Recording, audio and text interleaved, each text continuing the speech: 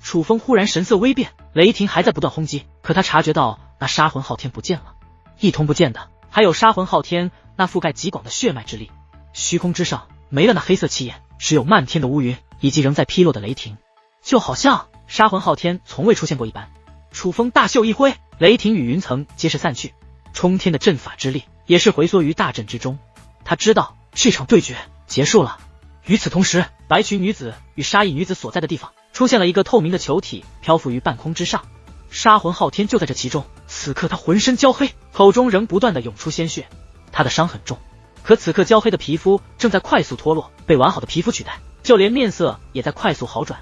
透明球体内有着超凡的力量，使得原本重伤的他快速恢复。很快杀魂昊天恢复如初，球体破裂，他也稳稳落地。可杀魂昊天望着白裙女子，没有感激，反而眼中尽是不甘。不公平！何出此言？白裙女子问。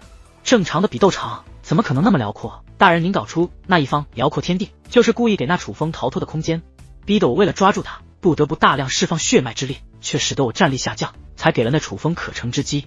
就算那楚风不了解我杀魂一族，可大人您难道不了解吗？这难道公平吗？杀魂昊天真的很不服气，因此乃是质问的语气，因为他觉得那白裙女子就是故意在给楚风提供便利。杀魂昊天，注意你的态度，你要知道你在与谁说话。杀意女子目露不悦，无形的杀意渗透而出，那杀意一出，让杀魂昊天灵魂都是一颤，随之也冷静了许多，甚至有些后怕。这位白裙女子可是他们一族都不敢交恶的存在，是传说中的强者，决定不惜代价释放血脉之力的是你自己。杀魂一族的族人连自己的错误都不敢承担吗？白裙女子问。可是冷静之后她有些不敢说了，可她还是觉得若不是那方天地太过辽阔，导致他血脉之力释放太多，他也不可能败。至于你说的不公平，这场对决确实不公平，但承受不公平的不是你，而是楚风，因为楚风的战力原本并不弱于你，且他还能够再提升一品修为。听闻此话，杀魂昊天呆住了。若真如这位大人所言，那他简直毫无胜算可言。杀魂昊天，你与楚风已经交过手，对他多少有些了解。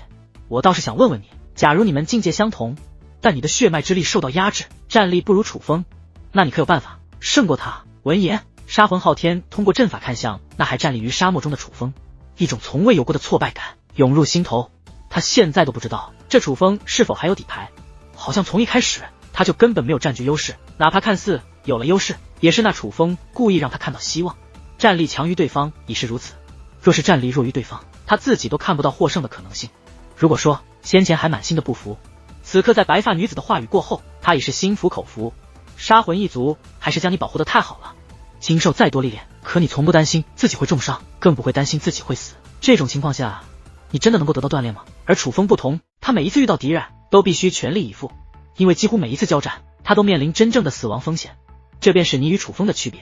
白裙女子话音落下，一道结界门开启，那是通往修罗灵界的结界门，显然是让杀魂昊天回去。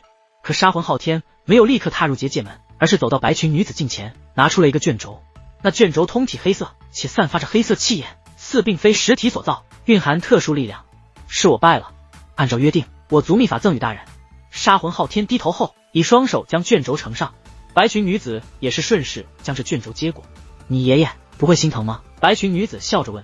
她知道这卷轴对于杀魂一族而言多么珍贵，凭借她的面子都要不来，是定下了这场对决，杀魂一族的族长才答应。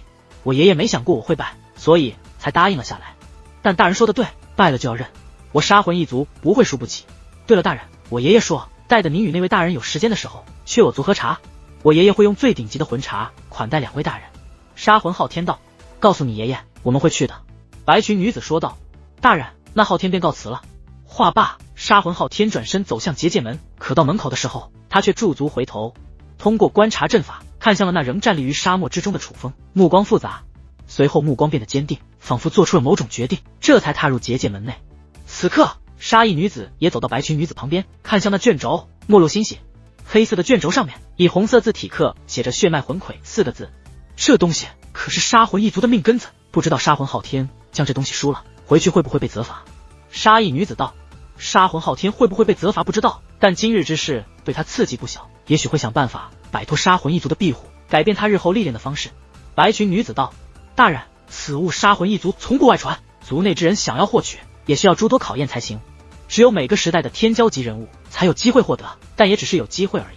如此珍贵之物，真的要给楚风吗？杀意女子看着那卷轴，竟有些不舍，不因别的，只因她知道此物真的太过珍贵了，这是她赢来的，自然要给她。况且此法对她会有极大的帮助，只不过到底能不能得到此法，还要看她能否通过最后的考验。开始下一阶段吧。白裙女子话音落下，此地掌控之力重新回到杀意女子身上，